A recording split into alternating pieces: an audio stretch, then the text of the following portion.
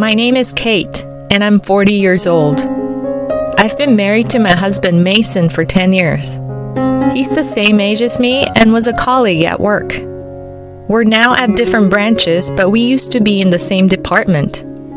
My husband is a responsible person who is admired by his subordinates. He's a bit vain and doesn't like to show his weaknesses to others. He was a confident, flashy, and masculine man. His work performance was highly regarded by his superiors, and he was expected to be promoted without any problems. In contrast, I'm a rather low-key and inconspicuous type. I was honestly surprised when he passionately pursued me, as we have opposite personalities. After dating for 2 years, he proposed to me with a large bouquet of roses. I had never been so loved by a man before, so I accepted his proposal immediately. I couldn't wait to start our wonderful life together. However, what awaited us was living with my in-laws. There was no prior discussion, and I wanted to refuse, but my husband was adamant about living with them. "My parents are good people, so everything will be fine," he said, and he passionately explained how much they were looking forward to living with me, so I couldn't refuse. We've been living with his parents in their home for the past 10 years. Life there was unimaginable when we first got married. "Kate, you've forgotten to clean the entrance again." My mother-in-law would start nagging as I finished making breakfast for everyone. This ritual happens every day. "I'm sorry," I would say, but she would reply, "Just apologizing won't do. If you understand, go and do it right away." Even though I had to go to work, I was treated like a servant from morning. For the past 10 years living with my in-laws, I've been forced to wake up at 5 a.m. to cook breakfast and clean.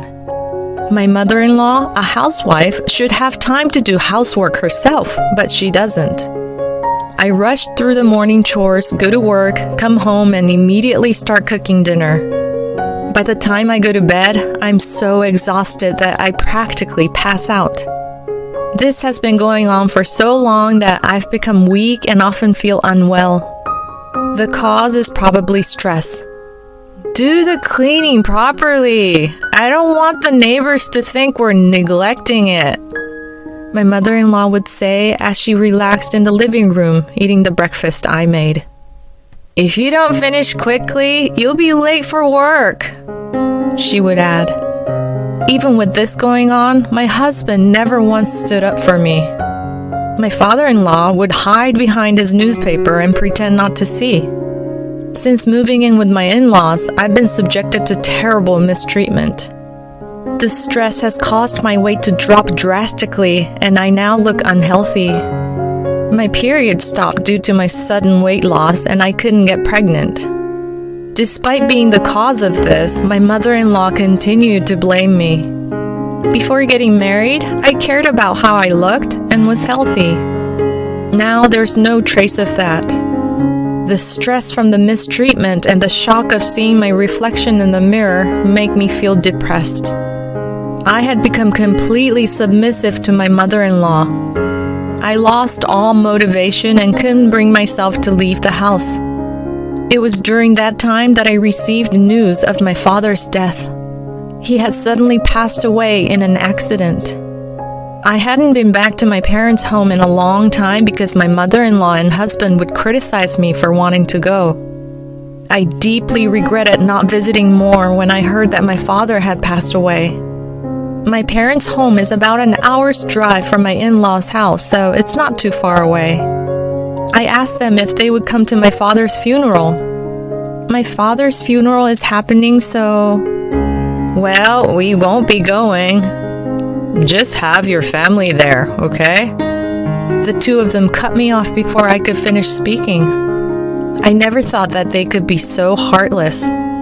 I simply replied, "I understand," as I held my trembling shoulders from anger and sadness. Many people attended my father's funeral. He was self-employed and had connections with a lot of people. Everyone who came to the funeral shed tears, showing how much my father was loved. "Kate, It's been a while. You've lost so much weight. What happened? My mother, who I hadn't seen in a long time, was surprised at my gaunt appearance. Oh, it's nothing. You're not sick, are you? I can't bear to lose you too. My mother, who had just lost her husband, thought I had some disease and started crying. I'm not sick, Mom. I'm fine. Don't worry. I calmed my mother down and we took a break in the waiting room. Well, if you're not sick, what is it? I recalled my interactions with my mother-in-law and husband. Even when they learned that my father had passed away, they didn't say a single thing to comfort me. Anger bubbled up inside me, and I decided to tell my mother about my life with my in-laws. Actually, I've been experiencing what you might call bride bullying. I'm just so tired. As I looked down while speaking, she looked at me with a worried expression. I'm glad you're not sick, but I can't relax at all. Is that the reason you haven't been visiting us much? I nodded, and my mother handed me a piece of paper. Read it for yourself and think carefully about what to do next. The paper she gave me was my father's will. My meticulous father had left a will in case something happened. It included information about inheritance as well. I get a $790,000 inheritance. That's what it says. You can decide how to use it. I was shocked by the large amount. At the same time, I had hope that I could end the living situation with my in-laws. With this, I can build a house and leave my in-laws' home right away. My life seemed to be getting better thanks to the inheritance my father left me. I went home to my in-laws' house and did housework as usual. On days when I have plans, the house gets messier than usual. It can't be helped since there's no one to clean. As I silently did housework, I thought about the $790K I had inherited from my father. I had resentment towards my mother-in-law, but I still wanted to be with my husband. I decided to be honest about the large inheritance and proposed that we leave my in-laws' house. I have something to talk about. I began speaking with my husband after my in-laws had gone to bed and we were alone. Yeah, so it's about my dad. It turns out I'm going to inherit his estate. Oh, really? How much? Well, it's $790K. When I told him the amount, my husband looked dumbfounded as if he couldn't believe the figure. What? Are you serious? Yes, $790,000. When he understood what I had said, he was delighted and said, Wow, he left that much for you? That's so generous. So, about what to do with the money? Since he was in a good mood, I decided to get to the main point. But before I could speak, he said something outrageous. We need to transfer that money to my mom's bank account right away. I didn't understand what he was saying. It was so absurd that I thought he was joking. Wait, why? I inherited it, so that's not right. As I laughed and spoke, he slammed his hand on the table. What kind of nonsense are you talking about? A wife's money belongs to her mother-in-law. He probably didn't even realize he was saying something ridiculous. Looking into his serious eyes, I felt frightened. I'm sorry. I don't quite understand what you're saying. All I wanted was to talk about building a house for the two of us. But he wouldn't let me and tried to make my inheritance into his mother's property. That night, I was so shocked that I couldn't sleep. The next morning, as I was preparing breakfast, my husband and mother-in-law approached me with angry expressions. So, Kate, I heard that you inherited $790,000 but said you wouldn't give it to me. What are you thinking? She had already heard about the inheritance from my husband. But I'm the one who inherited it. Stop arguing and transfer it to my mom's account right now. A wife's money is the family's money, right? The two of them seemed determined to get their hands on the inheritance by force. No matter how much I resisted, I was only blamed. Thinking that resistance was futile, I fell silent and my husband showed me a piece of paper. You're getting carried away just because you got your hands on some money. What's with the attitude? I'm the one supporting you. If you don't change your mind, it's divorce. The paper was a divorce form. I've already signed it. Take this and go back to your parents' house. If you apologize properly, I might not go through with the divorce. I received the divorce form with my husband's section completely filled out. As I stared at the divorce form, my memories came flooding back. I had never been supported in this house. I paid the same amount of living expenses as my husband, and all the housework was my responsibility. I had never been taken care of. Yet, the two of them always looked down on me. In the end, they even tried to take my father's money. If I stayed here, I might give in to the pressure from the two of them and hand over the inheritance. But this money was what my father had left for me. I thought it was rather an opportunity to be told to go back to my parents' house. Having the filled out divorce form in hand, I now had the power to make decisions for the future. I swore in my heart that I would never give up my father's inheritance and made a certain decision. That day after work, I went back to my parents' house. I'm home. Welcome back, sweetie. I had a feeling you'd be coming home soon. My mother said with a gentle smile as she warmly welcomed me, worn out from my experiences. The table was set with her home-cooked dishes. I couldn't remember the last time I had eaten a meal made by someone else.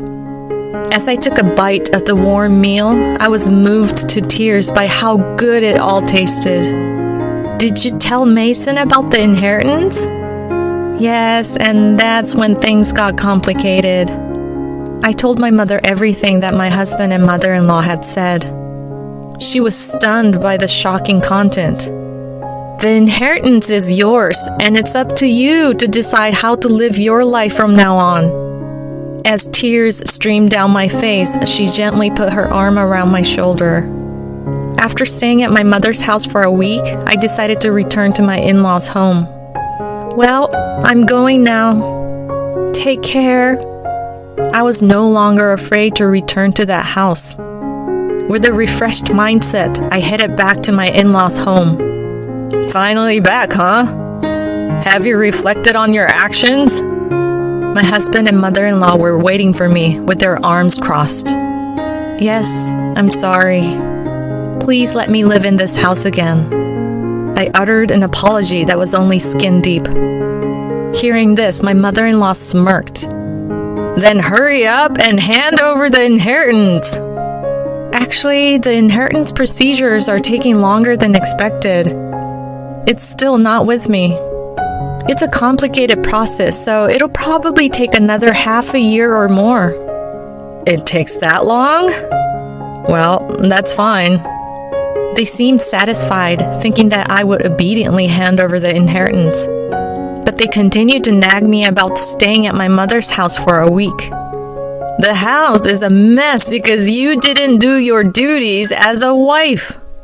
Clean it up quickly. My in-laws' home was a mess after just a week, and it was unsanitary. It was actually impressive to make it so filthy in such a short amount of time.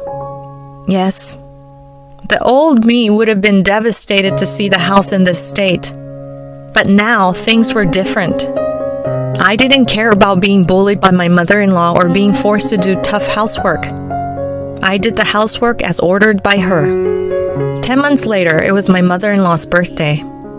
Well, we're going now. Make sure to keep the house clean. She always went on a trip for her birthday, and of course, they never took me. By the way, have you received the inheritance yet? It's supposed to arrive today. Well, isn't that perfect? That $790K is a present from my mom.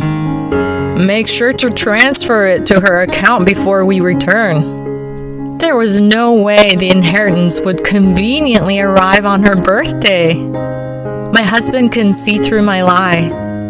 I didn't respond, but simply saw them off with a smile, saying, "Take care and have a safe trip." Once they were out of sight, I began to put my plan into action. I had been waiting for this day for a long time. They would surely be surprised when they returned from their trip, but it was no longer my concern. I quickly packed my belongings and left my in-laws' house. Wow, this is amazing! I was moving my belongings into my new home. In fact, I had built a house with my father's inheritance. I'm so happy I get to live in such a beautiful house. I had decided to invite my mother and live together. I am truly happy that I don't have to be bothered by them anymore. I sank into the soft sofa and felt content. Today is a celebration of our new home with my mother. We invited a chef to our home and spent a luxurious day. The next evening, I received a phone call from my husband. Hey, what's going on? He couldn't understand what was happening since all my things were gone when they returned home. I won't be coming back, so goodbye. I tried to hang up since I didn't want to talk to him anymore, but I could hear my mother-in-law raising her voice on the other side of the phone. What the hell do you think you're doing? Where are you now? I can't answer that. You told me to clean the house, so I put my things away. That's not funny. Besides, you haven't transferred the inheritance yet. How many times do I have to say that a daughter-in-law's money is mine? Huh? I'm single, you know. When I answered that way, my screaming mother-in-law suddenly fell silent. Single? Well, I'm actually divorced. I submitted the divorce papers Mason gave me. We're strangers now. Goodbye. I said that and hung up the phone. Imagining the dumbfounded mother-in-law on the other end, I could not stop laughing. My heart felt so light now that I had nothing to do with that family. After that, my ex-husband called me many times. When I had time, I would purposely answer the phone and let the abusive words from my ex-husband and ex-mother-in-law flow. I recorded those calls from beginning to end. I decided to consult the police with those recordings. It's not uncommon for cases of harassment from an ex-husband. We'll issue a warning before it becomes dangerous. Fortunately, the police responded quickly and went to my former in-laws' house to issue a warning. For my image-conscious former in-laws, having the police come was damaging enough. Plus, a subordinate of my ex-husband who lived nearby saw the police coming. Since my ex was a prominent figure in the company, the rumor spread quickly. Furthermore, his subordinates and colleagues who didn't like him started to exaggerate the story and spread bad rumors about him. Eventually, the rumor reached the department I belonged to. So I heard the police came? I'm divorced now, so I don't know much about it. What? You're divorced? Yeah, the bullying from my mother-in-law and my husband's abusive words were too much. I spoke in a slightly louder voice so that those around me could hear. The gossip-loving employees heard this and spread the rumor even further. It didn't take long for my ex-husband's boss to hear about it. You've got quite a lot of bad rumors going around. What are you talking about? I hate men who can't cherish their wives. And with such bad rumors going around, our reputation suffers too. So I decided to have you transferred. The transfer order given to my ex-husband was a harsh one. This place is... It was the branch office in the region with the worst performance. The area was called a landlocked island as there was no entertainment or anything of that sort around. You understand what being sent here means, right? Everything he had built up until now had crumbled, and there would be no chance of promotion in the future. He accepted the transfer order and moved to the countryside without being able to refuse. As for my ex-mother-in-law, she must have been shocked by her son's lowered reputation and the fact that they could no longer live together. She became a complete shut-in and eventually developed depression. It seemed she also had dementia as she frequently caused disturbances at home. My ex-father-in-law desperately took care of his deteriorated wife. Even if not related by blood, she is still an important family member. It was only natural that the ex-in-laws faced the consequences of their continuous harassment towards me. Now, my mother and I are living happily together. We even started gardening in our spacious yard. If I were still in that house, I would never have found such a wonderful hobby. Having a hobby has invigorated me. My body, which was once worn out due to stress, is now healthy. I'm very happy to have cut ties with my ex-in-law's family.